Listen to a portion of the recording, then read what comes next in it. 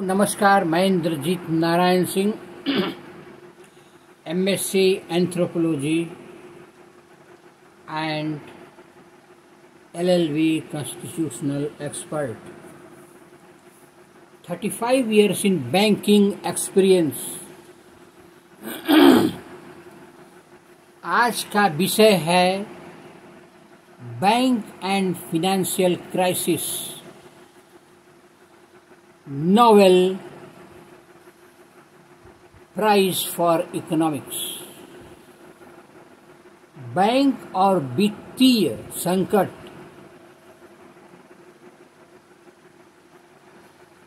पर Nobel prize.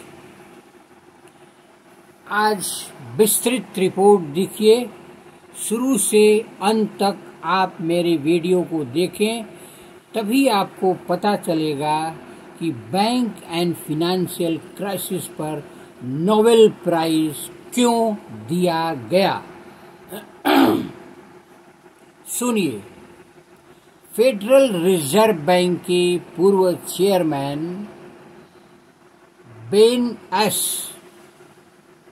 बर्नानके तथा अन्य 2 अर्थशास्त्रियों का इस बार अर्थशास्त्र का नोबेल प्राइज के लिए चुना गया है। उन्हें बैंकों और वित्तीय संकट पर शोध के लिए यह पुरस्कार दिया गया है। नोबेल समिति ने Ben S बर्नानके, Douglas double diamond और फिलिप एंड डायब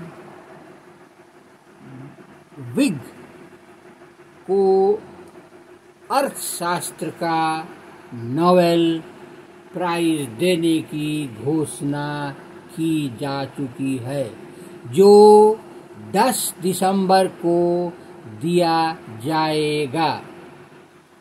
बेन बर्नानके अमेरिका के केंद्रीय बैंक फेडरल रिजर्व बैंक के चेयरमैन रह चुके हैं। उन्होंने 1930 के दशक की महामंदी पर शोध किया और बताया कि यदि घबराए हुए बचतकर्ताओं ने अपनी जमा राशि निकाली तो बैंक की हालत कितनी खराब हो सकती है। 2007-2008 में अमेरिकी वित्तीय संकट के बाद बर्नानके ने अर्थव्यवस्था को पटरी पर लाने के लिए अल्पावधि कर्ज पर ब्याज कर को शून्य कर दिया था और फेडरल रिजर्व बैंक को बॉन्ड तथा मॉर्गेज निवेश खरीदने का निर्देश दिया था। इन कदमों से निवेशकों की घबराहट दूर हुई। कोविड-19 महामारी के दौरान फेडरल रिजर्व बैंक के प्रमुख जेरोम पावेल ने अल्पावधि कर्जा पर ब्याज दर को शून्य के करीब ला दिया था और बैंकिंग तंत्र में नकदी का प्रवाह बढ़ाया था। इससे अर्थव्यवस्था को सहारा देने में मदद मिली थी।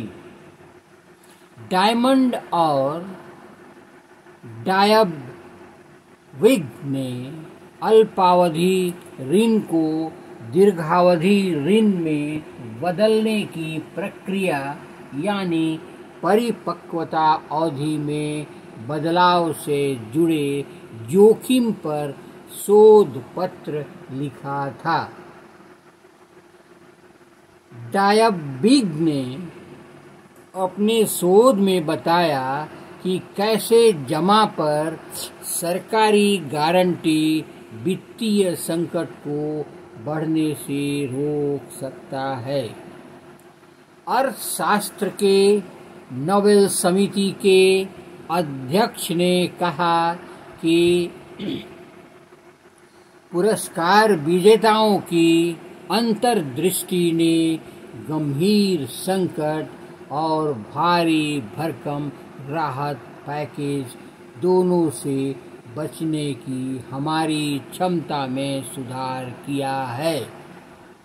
डायमंड ने कहा है कि नोबेल सम्मान मिलना सुखद आश्चर्य की बात है। अर्थशास्त्र पर पहला सम्मान 1969 में दिया गया था। इसके तहत 1 करोड़ स्वीडिश क्रोनर लगभग 9 लाख अमेरिकी डॉलर के बराबर है।